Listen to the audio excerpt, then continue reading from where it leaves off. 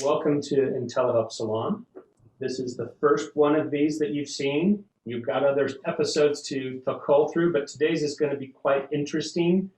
And I think it's going to be interesting for me because generally I know the topic matter of what I'm diving into with folks that are on here. And this topic matter is absolutely new to me. The folks that I'm with are people that are known, trusted sources, however. So today we're going to talk about womb twins and womb survivors, which you just raised your eyebrow and went, what the heck is that? That's exactly what I did the very first time I heard the phrase. The folks that are with us today, first of all, are Andy Griffin. And Andy was a very early supporter who dove into Intellihelp and elected to take over Intellihelp Ireland for us, which was very kind of him. He's actually a native of England who moved to Ireland, and he has become a very good friend of mine over the last year and a half since we've all gone into this brave new world. Monica Hudson is a new quantity in my life who's really an expert in today's topic as well. So I don't think it needs much more setup than that, other than I'll tell you that the first thing when Andy said this to me, I said, wasn't Elvis Presley a womb survivor? And he said, yes, I believe he was. And it turns out I did a little research, and Elvis Presley, in fact, was a womb survivor. So there's a very famous person that we all can identify with some degree who went through this in their life. So I'll turn it over to you guys, and you start wherever you want, and somebody jump in. Awesome. Thank you. Ron. Thank you, Ron. Yeah, well, Elvis is memorable for a reason. And we're about to tell you more about that, because womb twin survivors, people who lost a twin before birth, at birth, around birth, they have prenatal imprints that make them a little bit different than other people. Yeah, frame this up because people have no idea what this is. Yeah. Like, you're talking to me in particular, a kindergartner in this. So what is a womb twin survivor? What does that mean? Andy, do you want to tell them a little bit about it? And I'm going to backtrack slightly first. I mean, yes, it's cliched, but it needs to be said. Ron, thank you so much for giving us this opportunity to share this, as you said, a podcast like no other. We're super excited and super grateful to be here. We're in Ireland, shamrocked rather than stoked. And Monica, thank you so much for giving up your time and sharing your wisdom, this life-transforming work that you have. So, and just to make an important distinction, Monica is the expert. If you wanted technical detailed language, which we're clearly not going to go into too much depth tonight, you have the world's leading expert in it.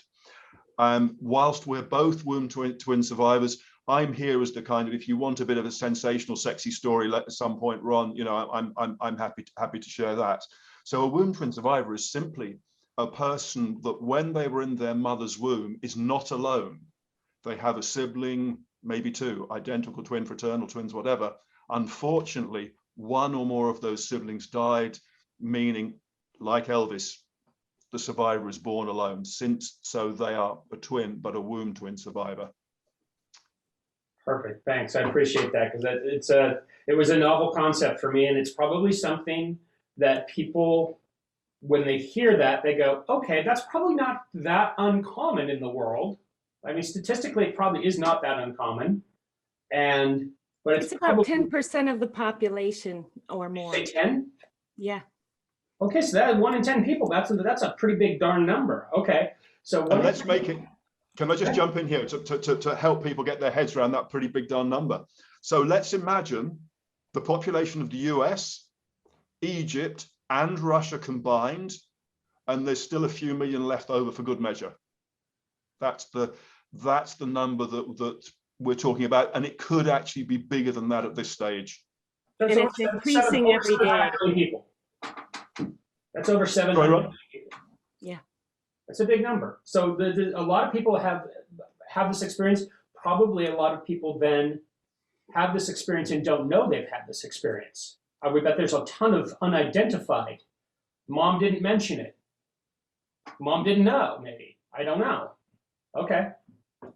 And even when they don't, when they do know, for instance, the advent of sonograms in the 1980s, even those can give a false illusion of knowing, because most womb twins lose their others before the first sonogram, in the first 8 to 12 weeks of conception. They're already in trauma and disrupted development and having effects that they're dealing with. So their actual development happens in that. Okay, well, let's go right into that then. So this happens, and then there's traumas associated with it. Tell me more. Yep. So we're wired to be twins. And when our twin isn't there, it doesn't mean the wiring has gone away. Wait a minute. When you say we, you mean everybody or just a womb twin survivor? A womb twin survivor. Okay, so there's this whole population, 700 million people in the world are wired to be twins and aren't. Right. That right there is profound. And many of them don't even know. And so their effects are being misdiagnosed. They're getting medicated, or they're getting wrong information. But fortunately now they're finding their way to people like me, and there's a whole culture of birth psychology emerging now to deal with these prenatal imprints, meaning the effects, the relational imprints, and the neurobiological and somatic effects. They don't really go away without working at them. Ignoring it doesn't. Let's talk about I want to get to how you became an expert in this and Sure. where that's derived from. But before we get there, set up the problem for me a little bit. So I'm a womb twin survivor. Maybe I know, maybe I don't know. And I'd say that, there's a zillion human beings in the world, so there's no typical experience, but can you give me some versions of things that maybe you've seen common arise in people's lives as a womb twin? Absolutely. There's a whole set of about 10 traits and symptoms that are common to this, which Althea Hayton has documented in her books, on her website. You can see them on my website as well. But I would say if you have something that isn't getting resolved through traditional channels or means that are known, please look into this. That's the first thing you can do, and just really lean into it, find out about it, and you'll know if it resonates or not. Okay, so what are those types of things, though, that people are experiencing? Andy, do you want to speak to that? You've been Sure. going through a lot of transforming these things lately. Now, Andy, did you always know you were a womb survivor, or was this a recent discovery for you? Absolutely not, Ron. No. I was very much still not finding what I was looking for. Thank you, Paul Hughes and Bono. And guys, anyone listening, just think about it like this. If you have lost a twin in the womb, and compassion and empathy, if you have, then, and you don't know it, imagine that void. Just to give context, and I'm saying this with the deepest of respect, it's believed that people who've suffered the loss of a twin in the womb have suffered a greater emotional pain than parents losing a child. So that soul tearing, and yet the survivor has not known what it is, it leaves a huge emptiness. So my first girlfriend, I was with for 2.5 weeks, pedestalizing her for 2.5 weeks, kissed her on the side of her head. That's how passionate the relationship was. And 2.5 years later, I went into counseling because I still wasn't over that relationship. I wrote an album of 10 songs, got a recording engineer, multi-tracked, and played all sorts of instruments to try to win her back. And this was because subconsciously, and I only realized this last year, the pattern of my relationships, subconsciously, I was looking for Hazel being my fraternal womb twin. So in other words, my romantic relationships weren't purely romantic. The agenda was, I need to find Hazel, I need to find my dead fraternal womb twin. One of the ways that this played out is, so you asked me, when did I know Ron? about 15 years ago, already living in Dublin. So 20 years into this path of therapy and personal development courses and counselors and psychiatrists and you name it. I went to, she was, funny enough, she was a Californian, blonde Californian lady, attractive as well, a quantum therapist, a quantum healer and NLP practitioner. And I'd had doubts about my sexuality for years. And I was talking to her about this and she said, do you think you had a sister that died in the womb? And you can imagine the uppercase, WTF, exclamation mark, etc. But I was absolutely open. And fortunately, she gave me the organization that Althea Hayton, I don't know whether we said that Althea Hayton was the sort of founder of this canon of body of work that Monica's now taken. You knew this at the time. When she said this, she went, how did you know that? This is true. You didn't have to go back and find your parents and say, hey, did this happen? Oh, no, Ron. No. This was totally new data. It was like us folks that are hearing this tonight or whenever we're listening to this, watching this for the first time. It's like, what?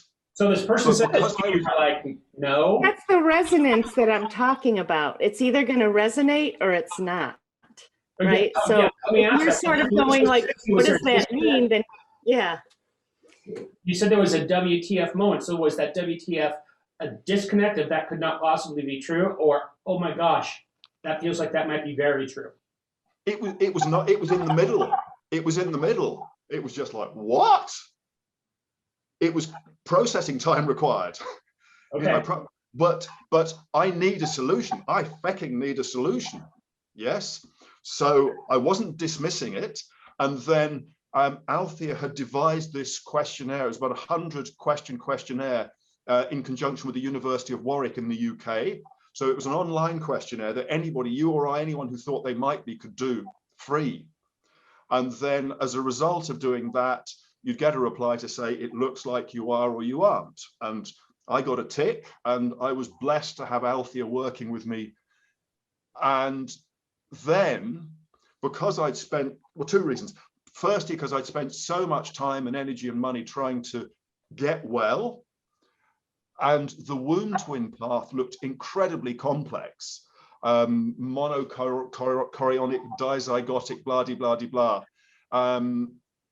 I withdrew from the work too soon, and I allowed myself, and in fact, I'm going to go off a slight tangent now and say, if you're resonating with any of this, and it's true for you when you do your research that you find out, or you already know that you did suffer the loss of sibling or siblings in the womb, then if you want to save yourself time, heartache, and life, stay on the path. And I believe we're super fortunate that we've got Monica. I genuinely believe she's the best in the world, not only technically, but in terms of the soul and heart she brings to her work, and the transformations are extraordinary.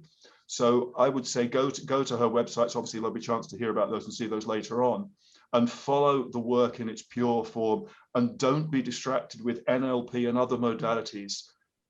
Okay, back up before we go forward though, because I gotta get 3 or 4 buttons for people to push on themselves to help them self-identify. Isolation, depression, loneliness, unresolvable, inappropriate grief, feeling overstimulated or understimulated, dissociation. Overstimulated or understimulated in what sense? Well, what happens for womb twins is they go into hypervigilance or hypovigilance as a reaction to stimulation. So meaning if things get to be too much, they will either dissociate or they will get hypersensitive and HSP. That's why you're seeing so many HSP people in the world now. And a lot of dissociated people in the world now. They're triggered and they're in a reaction mode based on their prenatal imprints. In fact, Andy just explained a little bit about his, and if I can demonstrate to really help you know more about this work and what he just said, I will show you. So we would go back to the womb and we would discover that Andy is a triplet survivor, and he had a male and a female in the womb with him. And we found that his male went first, leaving him with her. So he didn't have to process the bigger pain of losing an identical because he had her left. So she becomes idealized. She becomes everything. And when she goes, and then he's left alone to grow bigger on his own, he's not resolving that earlier pain. So he's looking for that mechanism that worked before, which was, if I just get her back, everything will be okay. And I won't ever have to go into this pain. Now I have to ask a dumb question at this point. Yeah. And as always, I represent the audience. So they're not dumb, I'm dumb, but I'm asking on their behalf. Did you validate this at some point? Was there somebody who said, yes, in fact, your mom did lose a zygote, or is this, how did you determine that this wasn't in fact factual for you? Great question. And for years, for 15 years, I was always second guessing myself. And I was like, am I making this up? Because mum died in 97. So she died about 8 years before I found out. Dad died later, probably wouldn't have known anyway. So I had no external validation of this. And it was only when I went back and had a session with Monica in January that truth came in.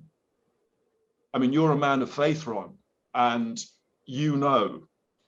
And at that moment, when I knew that I was not fabricating this, Anthony and Hazel were as real as the three of us here and the rest of you listening and watching, then I had a self. I was an identity. I was a human being. I was no longer a shell. And that was a transformational moment that everybody who hasn't got it or hasn't had it deserves. So we had to separate him from them because he didn't know he was even intermingled with them. So even though we don't hear about womb twins, we are starting to hear about chimeras and intersex.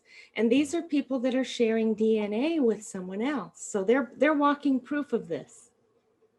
And that's why you're seeing so much mixed gender and intersex and gender fluidity, because they absorb different amounts of the opposite gender twin and in different places. So they might be masculine in parts of their body or soul or, physicality, but they might be feminine in other parts, and they might need to be able to express both, because this is really about DNA, the dance of nature and nurture, and in that dance of epigenetic destiny, things happen that can make those switch on or off, all of those, cells. And so people are walking expressions of this. And so when we give them a narrative for that inner story, they get resolution that they can't really get from traditional therapy. So back to your audience, here's an email I got yesterday, and it speaks to what you just said. I found out earlier this year that I was born a twin, and my sister died in the womb or shortly after birth. My parents have passed away, and there's no one I can get into additional info from. I've always suffered from depression and anxiety, went to a psychologist for many years for my OCD, which helped, and I have been on meds for many years, and they help with my OCD. However, even with all of the therapy, I still feel very alone and strange inside. I'm almost 60 now, and I don't want to feel this way. I started reading Althea's book, A Healing Path for Womb Twin Survivors, and it's helping, but I think I need some type of therapy at this point. I know it's a process, but just don't feel like a book will bring me happiness. I'd like to try therapy with you. So I have to say I'm not a therapist, but I can help you find the resolution in yourself, because I'm not. And I've had to resist becoming a therapist to do this work and to be successul at it. Okay, because traditional therapy doesn't work for this. When you were kind of on this, in this place, Andy, of the last few years in particular, you found this person, Althea, is that her name? Okay. Althea Hayton. Yeah. So I don't know. I have no idea who this person is. So tell me a little bit about Althea Hayton, how you found her, and how that led to Monica, and kind of bridge all that for me, if you wouldn't mind. Certainly. So Murder, She Wrote, Angela Lansbury. I know that's a bit outdated at this stage, but if you think Not in our house.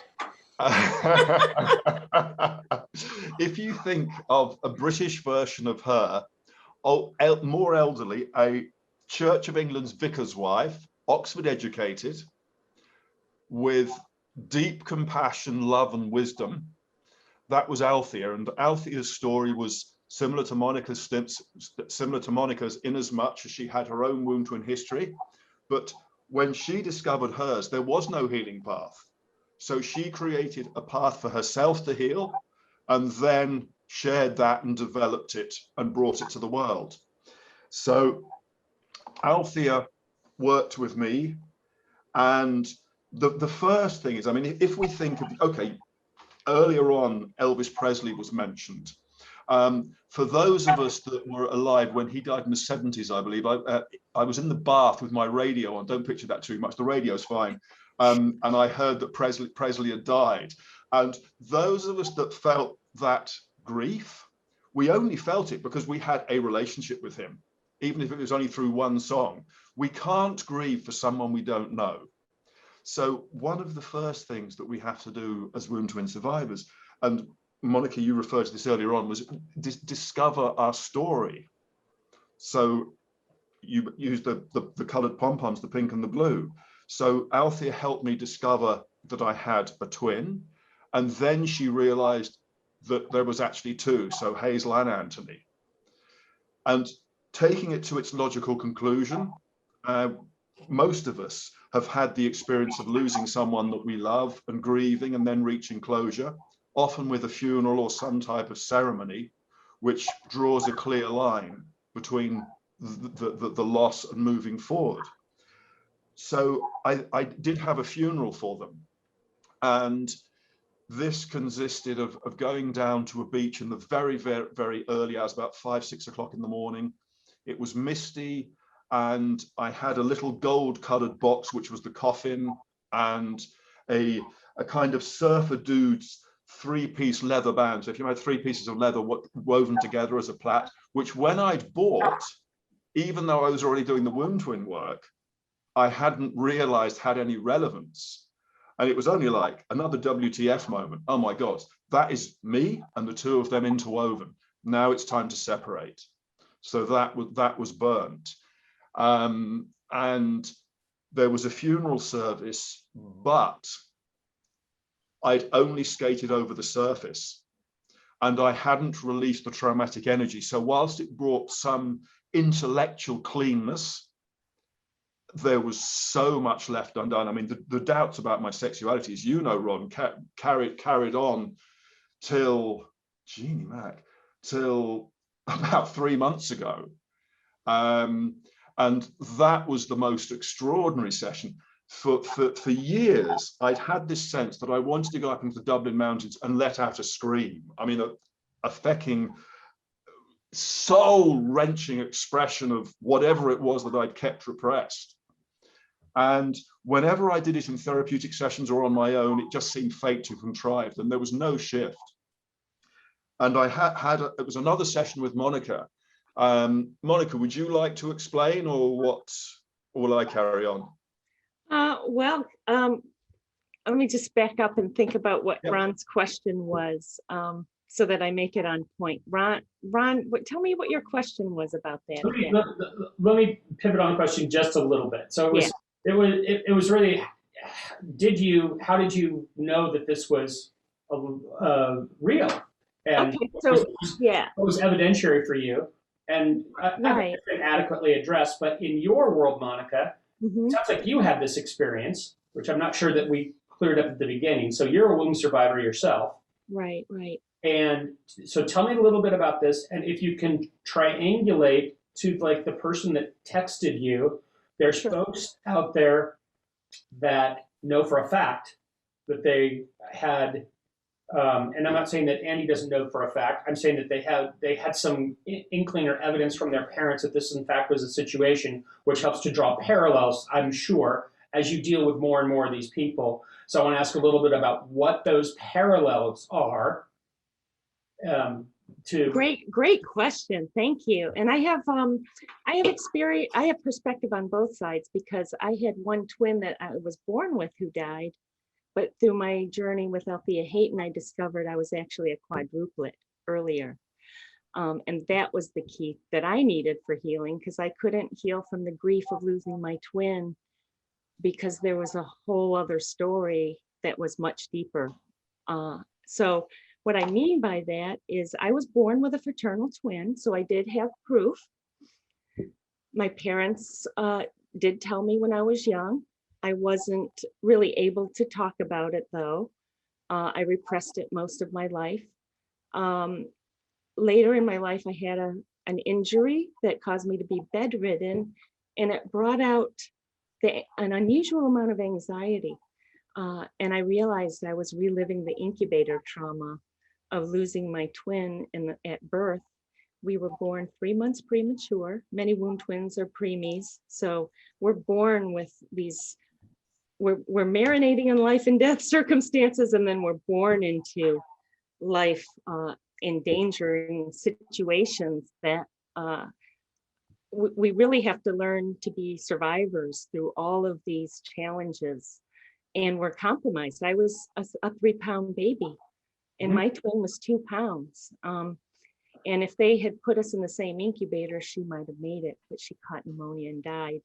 Oh. So, yeah. So, but no funerals, no acknowledgement, no, she had a birth and a death certificate, but my family doesn't really care. So it's sort of like, this is up to the survivors to deal with. And people think it's somebody else's problem, but so many of us are affected, and then we're having offspring that are womb twins, and we're creating this and don't know. So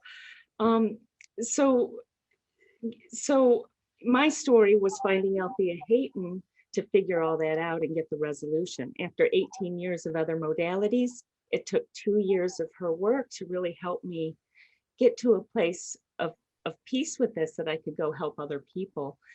And so now I've been doing this work for about 12 years, and 7 years since she passed. So she did 7 years on her own, and I've done 7 years on my own now. And I've road tested her work and refined it. And the landscape is changing due to a lot of changing circumstances. A lot of triplet survivors are coming forward. A lot of multi people are coming forward because of this gender chimerism that's going on. And so it's getting more complicated. And that's why it's really important for people to really embrace this, because it's not going to go away. It's only going to get more confusing and more in your face, and you're not going to know what it is. I'm just going to say this. Yesterday, I went to the store, and there were 2 people, the cashier, the person behind me.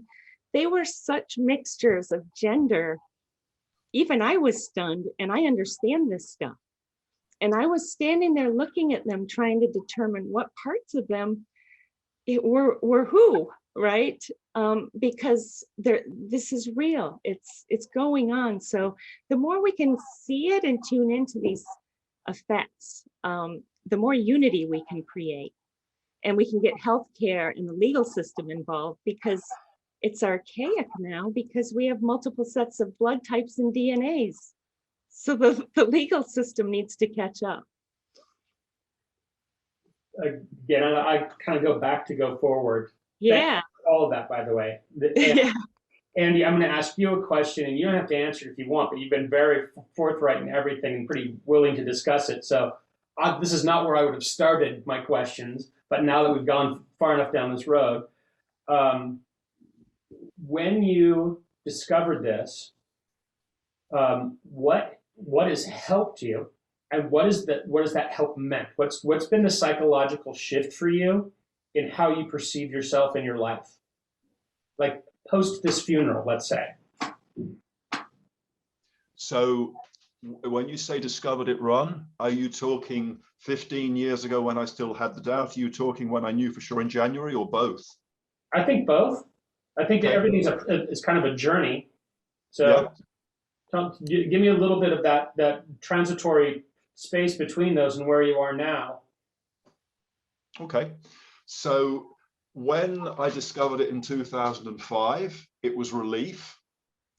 And that was a bit of a false friend in a sense, because the number of times people in my life had heard me say, oh, I've got the solution, I've got had the breakthrough. And yeah, nevertheless, there was relief and there was excitement going to the website and doing the questionnaire. What changed? Okay, so it did give me hope for a couple of years while Althea was working with me. Yes, it absolutely gave me hope, because she really related to me. I mean, one of the things which is common for a lot of us womb twin survivors is we want to die, because it was paradise in the womb. You know, we had the most intimate relationships a human being can have, and then they're gone. Well, hang on, there's no point because we can't recreate that. So what's the point? So there was some hope being met with someone who'd gone through it and who understood and who was an expert, and there was validation. Beyond that, not a great deal, if any. And I imagine, I still don't have a great memory yet, but I imagine I was still sticking my toes and fingers and nose into other therapies at the same time, unrelated. You've had this transfer here in the last 6 months of going, hey, I think I can have a relationship. Yes.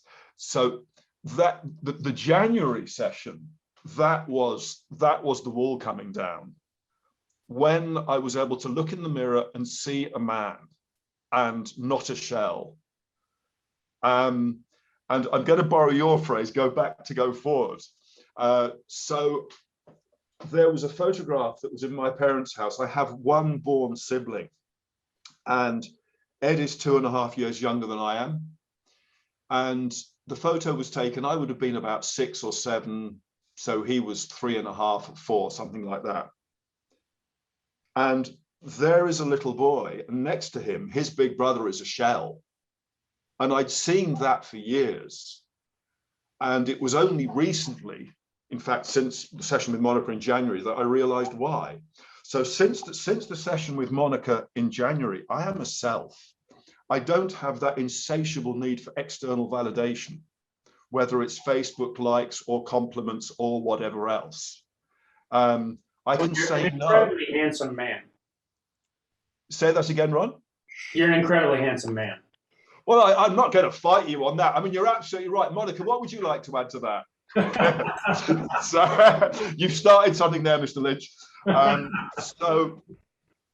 So that has been incredibly liberating. I'm blessed to be in a relationship with a woman now where I have a real high level of consciousness and can talk to her about how I may be bringing still, you know, a part of me, well, actually, no, a very small part of me now wants Hazel, if any at all. That might have gone already. But how I can be in a relationship openly vulnerable, saying no, not trying to please her at too great a cost to myself, loving her unconditionally. That has been the most extraordinary gift, and is one that I was sharing with her the other day, how that reawakes or stimulates my belief in the divine. Hang on, all right, let me come back to your question. So those are a couple of ways. What else? Okay, yes. And this would be more true since the release of the rage, which I alluded to a little bit prior to Monica showing the coloured pom-poms. So about 2 or 3 months ago, I finally started to release that rage, that primeval scream, and my body contorted and just did what it needed to do. And after that, I knew that I was straight, which was like, thank God for that, because it was just horrendous conflict. And I knew thank God for the resolution. Say that, Ron? Thank God for the resolution. Exactly. Yes. Hallelujah. So can I just say something quickly about that? Please. That's confusion based on the first relational imprint of his identical male twin invading his body against his will. So he felt like, oh, a man is supposed to come into my body, but I'm not gay. Why do I always want to have a man come into my body, but I'm not gay, right? So this is where these are about like bodies, cells, proximities, relational imprints. It's not about sex really, but it colors our relationships. Okay. So yeah. Thanks for that. Yeah. So knowing who I was in terms of my sexual orientation was so liberating. And I'm going to give a counterexample, go back to go forward, if I may, Ron. Some years ago, about 10 years ago, I flew back to the UK to do a very intensive men's weekend, which was a lot about integrity and truth. And at one point, it was on either the evening, so it started on a Friday night, finished on the Sunday. So it was either the Friday night or first thing on the Saturday morning. We were asked to put ourselves in a sexuality continuum. And I came out as gay. And that was so bloody distressing for me. And with hindsight, I know even more why it was so distressing, because it was a lie. And yet, for the reasons that Monica's explained, it made sense. There was some degree of alignment with that. I got it.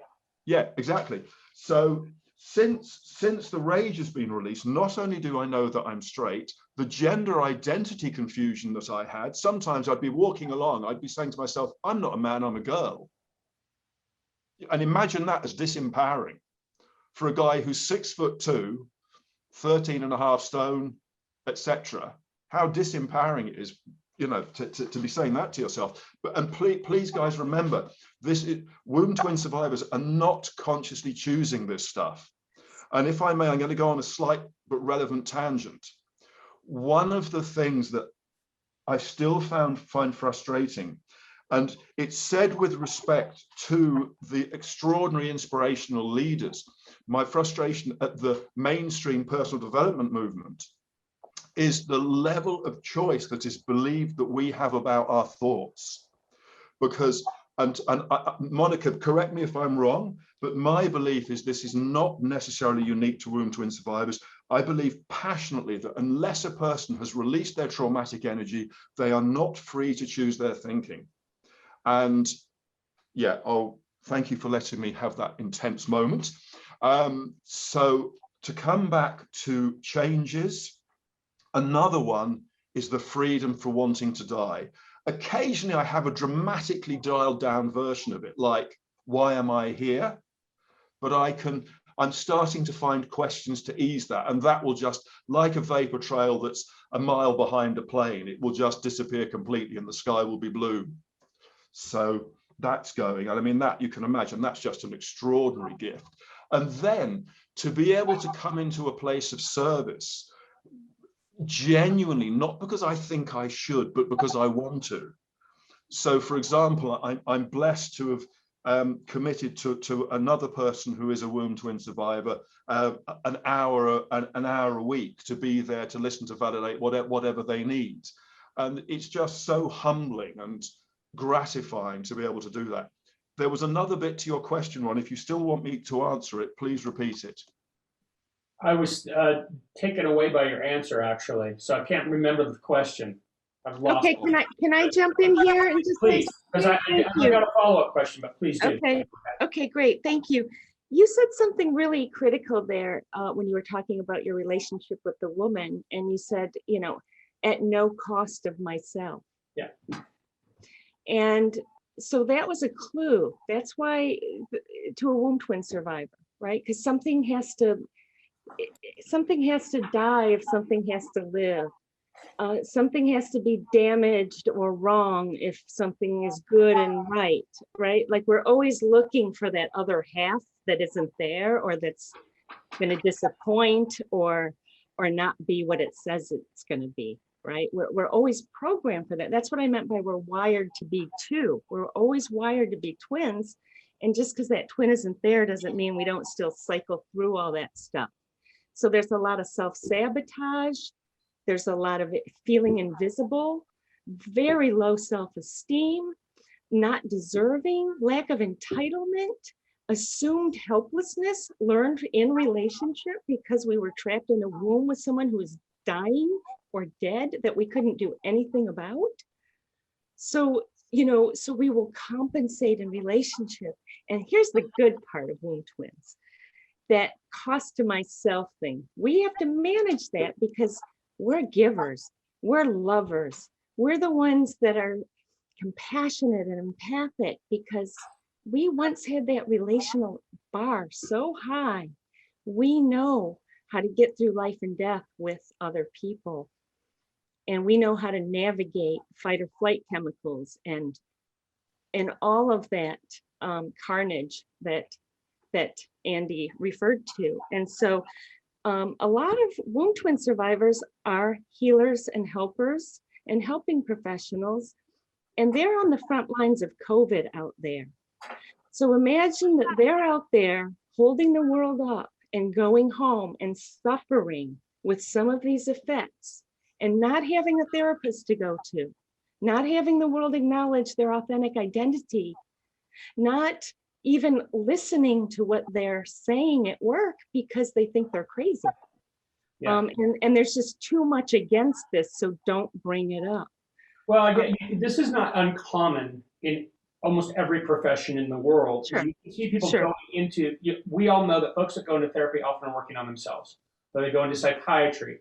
They're like, it's not unusual for these professionals to be visiting 2 and 3 other professionals in their own field as adults. So I completely get that. And I remember my question was really moved to Andy, how is this pivoted for you and changed in the last few months? And I think you addressed that, actually. I think you covered that you guys have opened up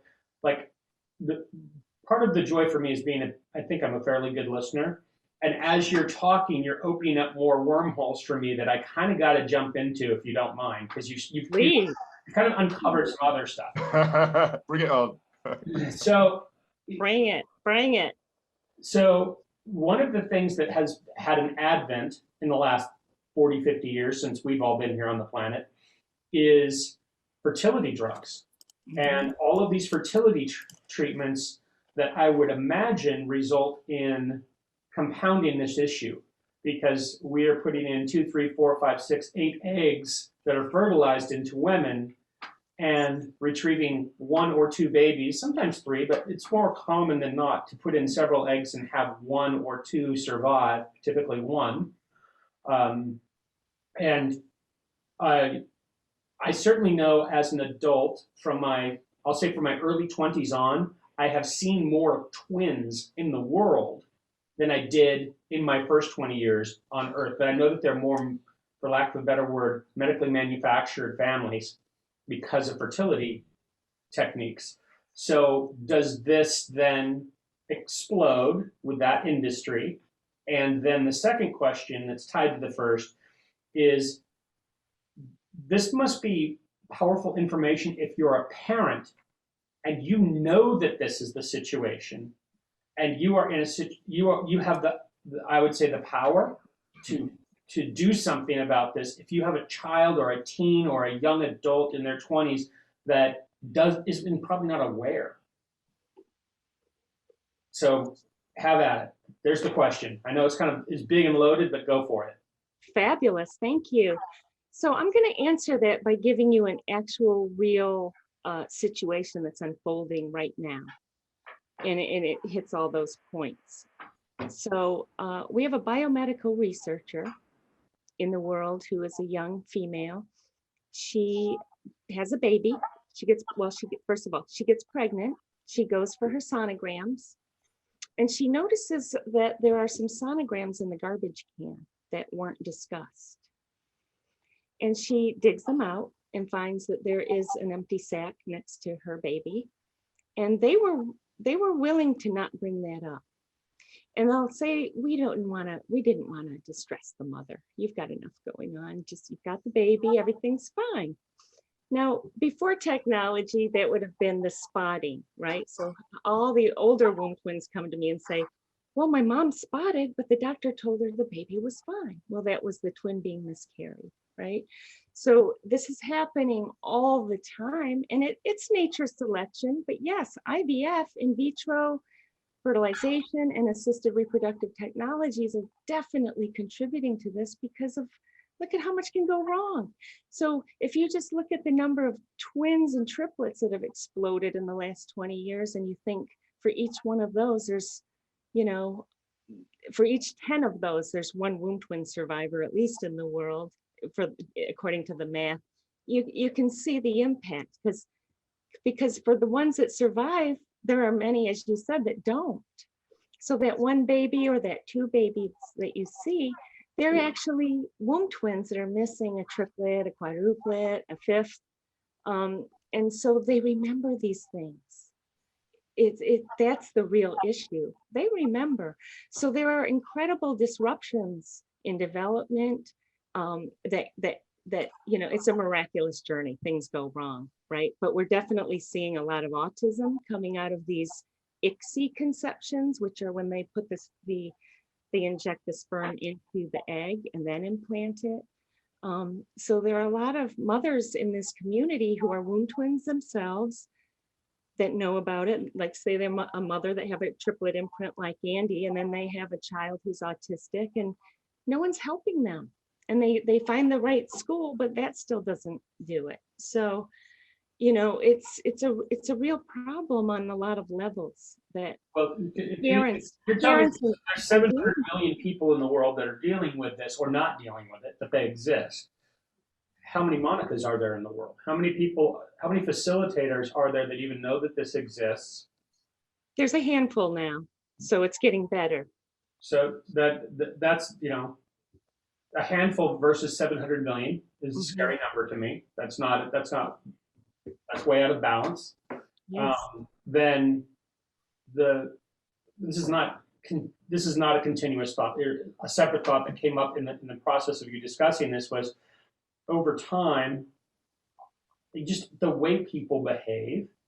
I know that if someone had a twin that didn't survive, and I say a mother, a doctor, a father, just the way our society deals with information like that and experiences like that, if you focus on the kid that survives, right, it may not come up, and they may not have grieved it, they may not address it, and people are weird enough, and I'm going to say a word that probably is going to bring a whole lot of judgment on me for saying it, but I'll just say it. Some people probably have shame about that, or when they had the baby, like, because I remember I grew up in the 60s and the 70s and the 80s, and these are the types of issues that people would have shame about, particularly religious people, or, you know, they're like, oh, we don't discuss that. That's something we don't bring up. That's something we would never talk about. So I would imagine that the prevalence of this is probably pretty big, and you mathematically kind of indicated that it is. What someone suspects this of themselves. This might be me. This sounds like it might be me, and I don't know anything about twin womb surviving, like, brand new concept for me. Is there anything that I need to look at in the mirror, and just, do I start with, does this sound like it could be true for me and might be the source of my problems? And if that's it, then what's my next step? Or someone I love, one of my kids. Andy, do you want to talk about that? You just went through the whole user journey to find help. Thanks, Monica. We did an exercise recently to see what is it like for a newbie to find us. And yeah, Andy gave me a lot of feedback about that. It's difficult, but there's stuff out there. And but again, there are charlatans too. So in anything. So it's really about that resonance and your gut, right? And just the feeling that you have, and just following. And that's one of the things that concerns me the most, is because even by Andy's own admission, your compass is spinning like crazy, and you don't trust you learn to not trust your compass. So how do you find true north when your compass is spinning? You get so sick and tired of it that you're not going to do you're going to take care of it. You're going to find the solution, and you're not going to do that anymore. I mean, it has to get that bad. A lot of times people come to me and they've had 5 to 8 therapists. They've tried everything. Look at the 60-year-old man, he's medicated, he's managing okay, but he doesn't want to live the rest of his life like this. He can't do that anymore. And so he has to trust someone like me because the world's not addressing this. I mean, I had to train myself and rise up, and it's not easy. To your point, I lost relationships, I've lost my family, I've lost a lot, and I've taken a lot of hits to do this work. What have you gained? Miraculous stories of transformation and life purpose beyond my wildest dreams. And I get to be here, right now with you. I think that's an important thing for people to, in the midst of these things, is you can get caught up in the problem and that's kind of why I asked Andy about like what's it been like since January, because the solution matters and how it's worth going through the fire to get to the solution. Yeah.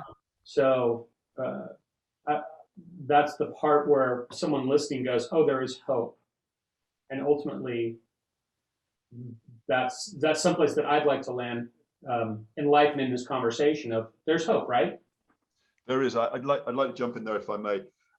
Just on a practical point, apologies, a little bit of a naff question. How are we doing for time, Ron? It's now. It's the present. Oh, very good, very good. Love it, love it. Okay, wouldn't expect anything less in hindsight. Okay, so, okay, I'm just remembering what I was going to say. So, going on. Okay, hope. Sorry, that was it. Yeah, I want to say very, very strongly, and this is not the first time I've said it. At 58. I feel better and more excited to be alive than at any point in my life. And I'm not a guy with a degree. I'm not a guy with a business. I'm not a guy with my own home. I'm not a guy with my car. And I'm just saying that because I want you to know that this is not about externals. This is about, and hopefully so many of us already know this, when we have ourself, nothing else matters. Yeah, and we have, it's like seek ye first the kingdom of heaven and everything else will be added onto you. So absolutely, please, there is hope. And in terms of bringing that hope so that it flowers, I think there's two holy grails. Go to Monica's websites, which will be publicized, obviously, and also Althea's books. Yes, the Womb Twin Survivors, which was her first, a classic, was written in 2011. It's very rich in medical and biological knowledge as well. So it will meet you in two ways. And then she developed The Healing Path, which is another tome of, I'd say, a couple of 100 pages. So either of those would be great. Ideally, Monica's websites, watch Womb TV, is that it, Monica, isn't it? Womb TV on Social Before Birth are exactly. The transformational case studies. Yeah. I'm making films about these stories. And, but before we go into that too much, I just want to make another interesting point. If 10% or more of the population are compromised or otherwise affected, imagine what that does to productivity. Imagine what that does to industry. When CEOs of major companies are in sabotage, I work with them. They come to me. We can't tell their stories. We can't reveal their identity because people can't be out about being a womb twin survivor. But I work with CEOs to get over getting caught on the umbilical cord, coming out, dealing with their confusion about trading places with their dead twin when they get stimulated and triggered, and they dissociate when they have to make a speech. So we work on all these effects so that they can stay regulated and bring their gifts to the world, because like Elvis, we're brilliant. And so there's so many brilliant underachievers out there that are brilliant because they're multiples inside, but we're so compromised because of the skepticism and lack of resources that we often can't get to our power. So with that, I hope you can see some changes in Andy about how he's showing up today versus how you've historically known him. And I would invite you to make a comment about the proof. Like, is this proof enough? Do you still need to know that he had a triplet sonogram at one time, or is this enough proof that he's this convinced that that's his story, that's his truth, he's resolved it, he's at peace with it, he's able to step into a singular power now and be the self he's never been able to be? That's the proof. Yeah, I don't disagree with that. I think that the transformation of a person, life is a journey, and there is no particular destination, but you become a journeyman along the way. And as you see a transformation in a human being, or observe it, I think that's what you look at and go, hey, am I seeing growth and joy? And the thing that you guys really started from was there a place of pain, and was there a place of discomfort, and even to a certain degree confusion about the self and the identity and the ego and all that goes into that? And is there some resolution that's allowing forward growth, forward momentum, forward progress? So it doesn't matter what I believe. What matters is that it's functional. Does it work is much more important to me than is it true? I don't know. I don't know if my story's true. My story about me has probably got a lot of things that I've made up and a lot of memories that I've remembered that aren't true, but I've remembered them so many times, because the last time I'm remembering them, I'm not remembering what happened. I'm remembering the last time I remembered what happened. That's right. And that's how our brains work. So going forward, I'd say, hey, and I want you to correct me if I'm wrong, but this is kind of how I look at people self-identifying into an idea that might be useful to them. Now, as you guys probably know, and I think most of our audience knows, my background is in really in selling consumer goods and self-help products, and everything from OxyClean to robotic vacuum cleaners in the world. But it also has made me question a lot of things. I've had a lot of exposure to a lot of scientists, to a lot of information in the world that most people don't get access to. I would say I never went to college to be really successful, but I've been to everybody's university at their company. So I've gone through all the research and the data and for everything. It's criminal. But all of that aside, if a person's going to self-identify into this, go, hey, are you feeling a lack of comfort with yourself? Are you questioning your sexuality? Are you questioning your existence, potentially entertaining thoughts of self-harm? Is there some self-loathing? Is there just do you refuse to look in the mirror because the person in the mirror you can't figure out who they are? And that can be around sexuality, gender, motive in life. I mean, it can be around so many things. Then this might be something that you consider. Say, hey, should I take a look at this question? Because why not? You're going to look at nutrition. You're going to look at your parents' psychology and what kind of, we all know that that's inherited. There's these inherited psychological imprints and how you were raised and how you were treated as a kid. So why not take a look at this and go, is there something here for me? Is there something germane to my life? And if there is, do something about it. And you'll know. You'll know. There? And you mentioned nutrition, Ron. And you mentioned, or you asked earlier about indicators that someone might be a womb twin survivor. For many womb twin survivors, it's not nutrition, it's craptrition. The chips, the cookies, more chips, more cookies, maybe a bit of broccoli, more chips, more cookies, etc., etc. Because as we know, suicide doesn't have to be a bullet or a cliff jump or a train. It can be slow, destructive, under the radar, but equally effective. So yeah, I mean, it's that's another one of the extraordinarily exciting things about people doing this work. Think of an arch, and the arch has that keystone. If it doesn't have the keystone, the arch collapses, or if the keystone's not in place, the arch isn't aligned. But when that keystone is aligned, you have a magnificent arch. I'd like to just give one example, if I can, really quickly, to illustrate what you just said. Sure. A 32-year-old mother reached out to me years ago. She had a chocolate addiction, and she had gone through anorexia, bulimia, eating clinics. She got to a point where she could just spit it out without damaging her body, but now her teeth were rotting out. She couldn't walk her child home from school without shoving chocolate into her mouth, and she knew she was a really bad role model for her child. And this is at 32. Yeah, yes. That's a lot for a 32-year-old.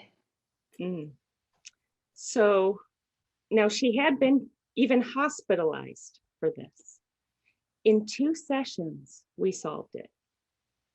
And I'm not going to take credit because I'm not a therapist and I can't say that I create these things. I facilitate the miracles that people create for themselves. So she was able to, through this work, determine that it was, she had been in the womb with her twin, and there was this bitter taste that came when her twin died. And she had a sweet taste when everything was good, and she had a bitter taste when her twin died. And she was trying to get that back, that early primordial bliss and that early relational closeness that she once knew through chocolate, and keeping that sweetness going so that she didn't have to face the pain of losing her twin. So these are ways that this work can help really cut through years of other work.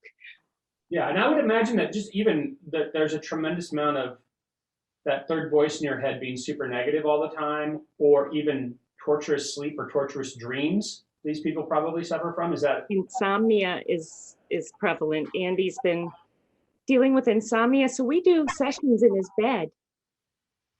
We go right to the source, and we go right into the bed, and we replay that as a metaphor for the womb and what happened. Just for clarity's sake, can I stress that Monica's in the US while this is happening, and I'm in Ireland, so we in the bed is perhaps could be reinterpreted. But to your point, I have to make up techniques. So when you let out that big scream that you needed to, I once had to do that, facilitate that with someone in New York City. So we went to the IKEA parking lot, and I left her in the car, and I went outside and I let her have that unscreamable scream without the police coming, so that, you know, she could get that out and get that repressed trauma energy out. So it's really important that people do that. There's all kinds of ways. You just have to be creative and know what to look for and know what to do. And do it. Well, let me just jump into. It's hard not to go to like without wanting to. Ron, may I just jump in to follow up? Go ahead. Thank you, thank you. I distracted with my comment, and it's really important. Monica has an extraordinary willingness to do whatever it takes, and one of the advantages not being a therapist, in my view, although the results transcend anything that I've experienced, is that she's not bound by, and I'm saying this in the most positive sense of the word, acceptable behavior. So I was able to have the session in my bed. All I had on was a pair of boxer shorts. And you just heard the story of going somewhere in New York where there was enough background noise, traffic or whatever, for the unscreamable scream to be screamed for another client. So we are blessed with this incredible human being who will go wherever the client needs to be met in order to move on and transform and heal. And thank you. And there's Monica to go around, so there's I'm sure that Monica has resources to other Monicas in the world. 700 million people is an awful lot for you to bite off and chew yourself. So when we go to your resources, we'll put your websites here below this conversation, and they'll have we're getting to that point now in the conversation, but the websites have been here the entire time while someone's watching this. Oh, thank you. Yeah. So, Great. so tell me what the expectation should be for someone who does that. And like I said, there's not enough Monica to go around in the world. What do we do when we run out of Monica? So, well, come to Social Before Birth and check out Solstice Light all summer. We're going to have a few trusted collaborators in the womb space there, so you can get a taste of what they do, and what we do with this work. And there's experiential, there's informational, there's things for parents, there's things for womb twins who don't know they're womb twins, and there's things for advanced womb twins. But we're making it affordable, we're making it accessible, because it's time for everyone to just really find out what this is about. Yeah, So we run the risk of us hanging up this recording in this call and having you call me back and say, but you didn't ask me this. I needed you to ask me this. You dummy. That's me. So, what has this dummy not asked you? What have we not addressed? Because I'm not limited by time here. I want this to be the full experience. What have I not asked that we should have talked about, or I should be asking about? Well, womb twins don't navigate separations very well, and my laptop is about to conk out because I forgot my cord. So I'm going to go get my cord while Andy gets a question. How about that? That's fine. Well, Andy can sing to us. He can get his guitar. He's got multiple talents. But I'm going to sit here while I go get my cord. See, this is about chords. Oh, go ahead. Ah, great. You're staying with us. Good. Actually, with multiple talents, that is often an indicator of a womb twin survivor. So without mentioning any names, there is a European-based womb twin survivor who has a very dynamic, and it's not a Facebook cover photograph, but a very dynamic photograph of herself on her Facebook feed, and has all these different interests. And if there was research done to look at the relationship between multi-talented individuals and those that were womb twin survivors, I suspect we would see a very high correlation. I'm not suggesting, Ron, that you're one, by the way. I was not going to take that on for a second, but but I get what you mean when back to the conversation at the top of the hour of chimeras and bringing in these other DNA and chemicals and cells into a body. That would make perfect sense. And I'm curious, what's your reaction to what you've heard so far this evening? If it was completely unbelievable, I would have already said that. I'm a person of great curiosity, and I'll give you an insight into that, I suppose. Inside of our bodies, there's trillions and trillions of cells. And each of those cells is made up of atoms. And each of those atoms is made up of protons, neutrons, and electrons. But the life of a neutron is minuscule. Seconds. They just don't last that long. So constantly your body is re-energizing itself with neutrons, which is what the electron and the proton go around, right? Because the electron has a charge and the proton has a charge, but the neutron has a neutral charge, right? So the energy and the balance in our body is being constantly replaced by sunlight, food, water, the exposure, things seeping in through our skin, which is the largest organ of our body. We're like this in giant, we're as complicated as the earth, each one of us. So to not be curious would be the sin. My opinion. I think that there's what we know can't be held in a thimble the size of the universe. We think we know a lot, we don't know that much. And as you mentioned earlier, I'm a person of faith. I believe that God's looking for a reflection of himself inside this creation, and we're inside that creation. We're inside that snow globe. And so the best way to participate with the universe is to look back at it and try to be a reflection and try to be the essence of what you are as he created you. Part of that's questioning. Beautiful. Beautifully said. Yeah, and this is part of my work, is embracing our evolutionary destiny rather than suppressing and repressing it, because it's happening for a reason. This is not some glitch or accident. Well, in some man-made versions it might be, but you know, if you're a man of faith, then, you know, this is all part of that dance. And so what is it that we need to know? What is it we need to embrace to culminate that? Yeah, and it honestly, there's going to be so much in my lifetime that I never know. I mean, the more I know I know I don't know. I mean, that's just the essence of it for me. And hopefully someday I arrive on the other side and I get to learn it a little bit more. But I've let go of the idea that I must know it all and I must be right about it all, because it's not useful.